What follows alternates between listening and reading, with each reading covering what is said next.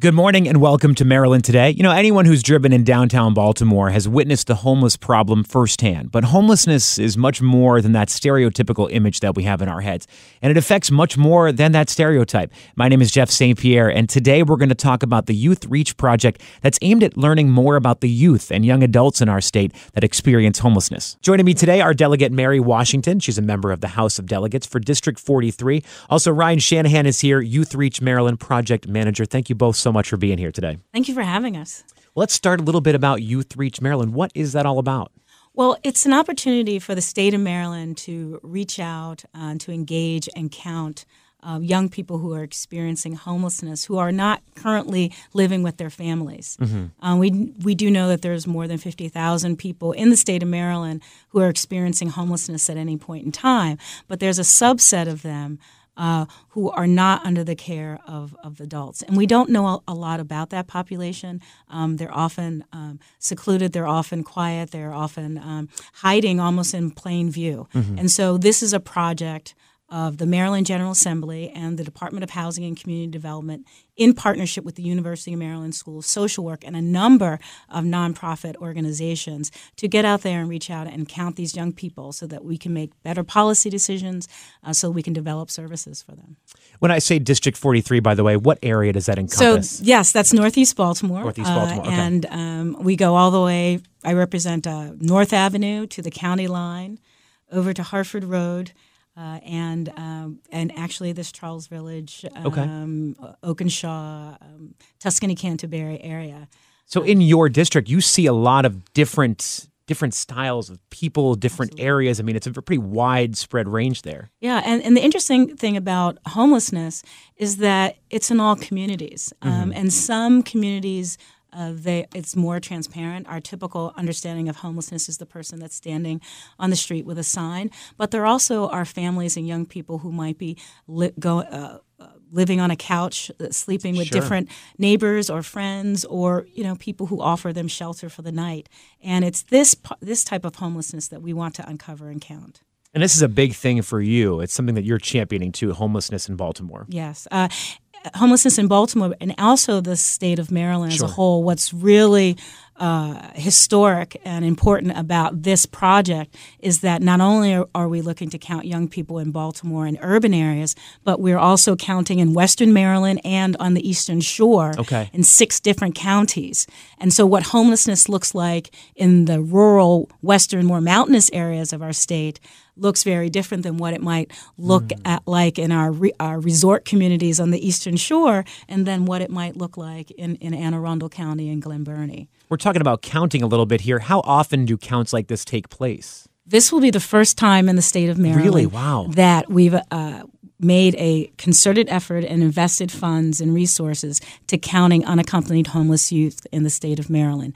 Nationally, there have been 11 city counts, but this is only the second state attempt at a state motivated count. Massachusetts, I believe, did one last year. As a member of legislature, before I bring Ryan Shanahan in here, as a member of legislature, what is your role in all of this? I drafted the legislation. Okay.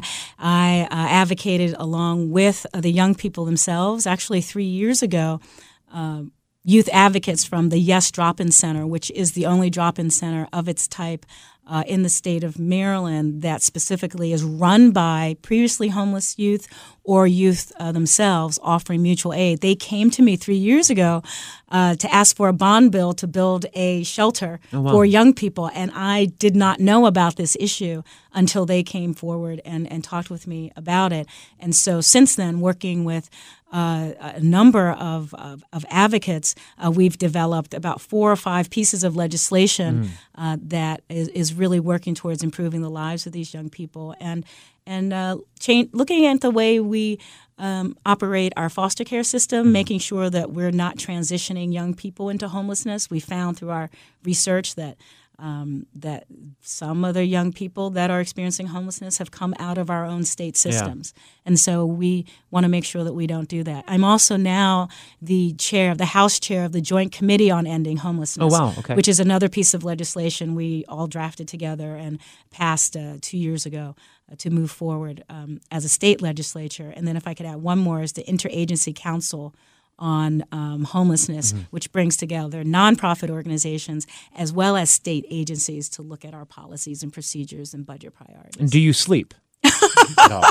Is this a thing that you're concerned with, sleeping at all? Well, no.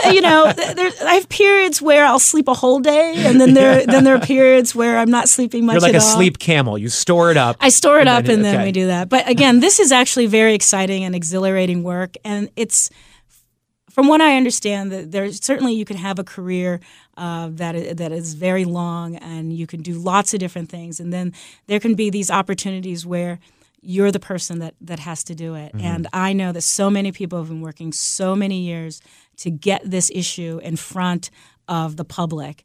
I'm just grateful that I have an opportunity to give them a vehicle to do it. Let's bring Ryan Shanahan in here, Youth Reach Maryland project manager. So let's talk a little bit more about how this whole thing, the pilot project, came together here. As Delegate Washington mentioned, it was passed in legislation in 2014, and the Department of Housing and Community Development was named as the lead agency for implementing the count.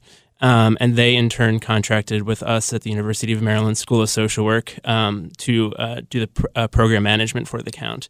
So the count's being executed, as Delegate Washington mentioned, in 6 different regions in the state. And the University of Maryland, along with the Department of Housing and Community Development and a steering committee that we've developed, are overseeing all of those processes. And it just took place, right? Or is it still going on in some places? So it wrapped up last week. It took place over a 3-week period, and the survey results are pouring in. So, we are currently in our data collection and analysis phase. Can you tell me a little bit about how the count worked? What were you looking for? What were the different things that went into figuring out the count?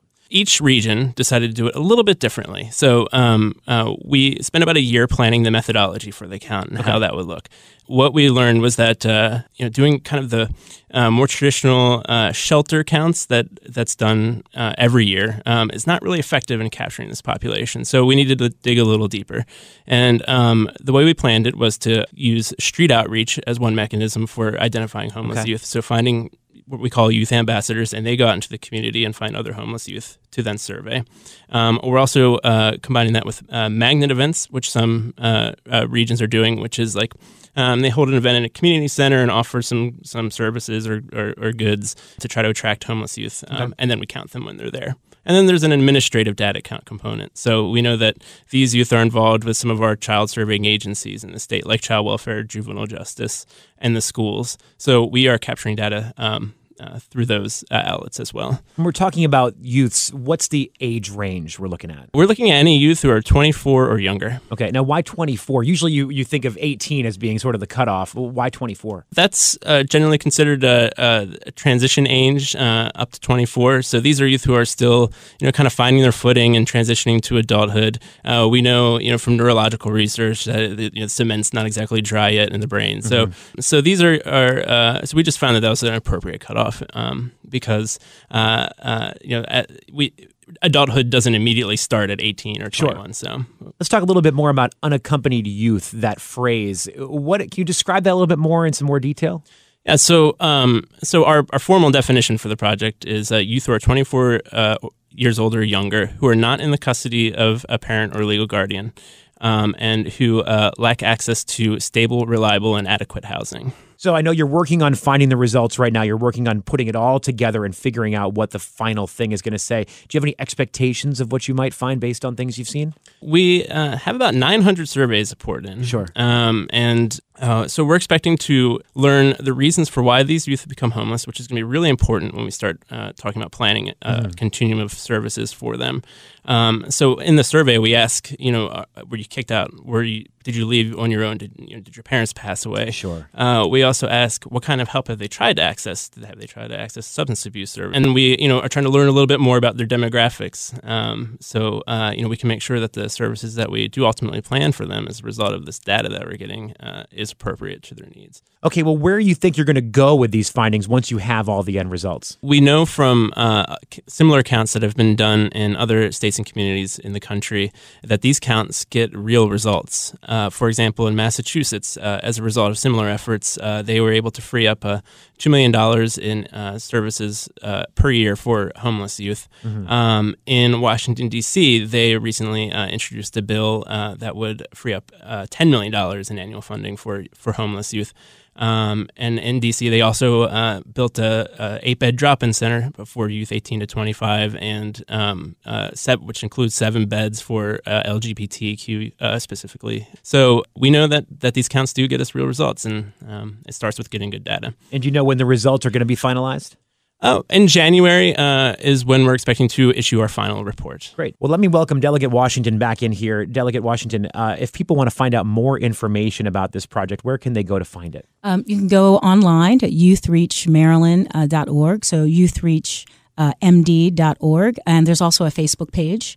And then just use your friendly browser and just Google youth count or unaccompanied homeless youth Maryland, and lots of different sites will come up. Lots of information is out there. Okay, so the final report is going to be issued in January. That's the hope. So now you as a legislator, what is the next step for you guys? So we'll receive the report, and we'll have a hearing and have an opportunity for young people to testify, for all of the researchers to testify to what they've found. We will use that to develop legislation, to make recommendations to the governor, to the housing authorities, to the various different agencies. And again, for the first time, we'll have real data about the causes and consequences of unaccompanied homeless youth homelessness. And so when it's not a count in that we don't expect to have enumerated every single unaccompanied homeless youth, but what we will have is information about the lives of over 900 people across the state of Maryland. And that will result in real results. And we know whether we're talking about housing vouchers, there are some funding projects that are looking at establishing stable and supportive housing facilities for unaccompanied homeless youth. How might we support, through our foster care system, better resources that identify them and give them the training that they need? And it also gives us the data that we need to run a really good education campaign. Sure.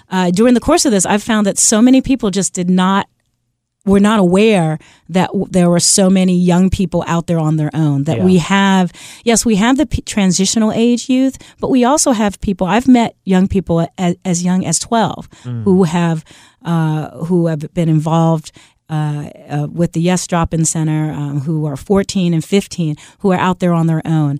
And the whole idea that in this wealthiest state of Maryland, which is the wealthiest state in the country, which is what Maryland is, that we have young people without a bed to sleep at night, without the kind of adult supervision and support that they need to make that transition, is something that's no longer tolerable. And we're going to use this data to make sure that everybody knows the extent of the problem in our state. And the data is very important because, as you said, it's the first study of its kind. It's the first count of its kind here in Maryland. So instead of walking in going, we think we've got a problem, you're saying, here, we do have a problem. Yes. Here's the paper that says what we have to figure out. Absolutely. And that was some of the, frankly, early on, there was a little resistance to doing the count, or do we really need this? And so it took the courage of some of the young people that are experiencing homelessness to reach out to legislators, to do press, to talk with them about that this really is a problem. So again, I commend the young people who have been living with this as part of their youth experience, to making sure that we adults know what's going on. Well, I wish you the best of luck. And there's obviously so much information we can cover today, but we do have sort of a time limit, so we have to wrap this up here. But any final thoughts before we say goodbye today? The final thought is that anyone in your audience, that youth homelessness might not be something that is easily recognizable, but there are young people who are out there that, if you do know of someone that could use our support and our services, have them reach out to Youth Reach Maryland so that they can have their voices heard and that they can be counted. And they can do that at the website youthreachmd.org. If they want to find more information, they want to reach out, do all of that at the centralized location. That's youthreachmd.org. Well, Delegate Mary Washington, member of the House of Delegates for District 43, I can't thank you enough for being here. Thank you so much for giving us all this information, and best of luck when the General Assembly kicks back up and you've got all this data in your hands. Yes, I'm confident that we'll do good work with it. Well, Ryan Shanahan, Youth Reach Maryland Project Manager, I don't want you to feel like I was ignoring you either. So anything else you want to throw in there as we wrap things up today? This is part of a national effort to capture the scope and size of this problem. Maryland really has an opportunity to be on the vanguard of this, and the lessons that we learn here will have implications nationwide. So it's really exciting. Well, Ryan Shanahan, Youth Reach Maryland Project Manager, thank you so much. Seriously, so much information today. I know the website's youthreachmd.org, but thank you so much for coming by and telling us more. It was my pleasure. Thank you.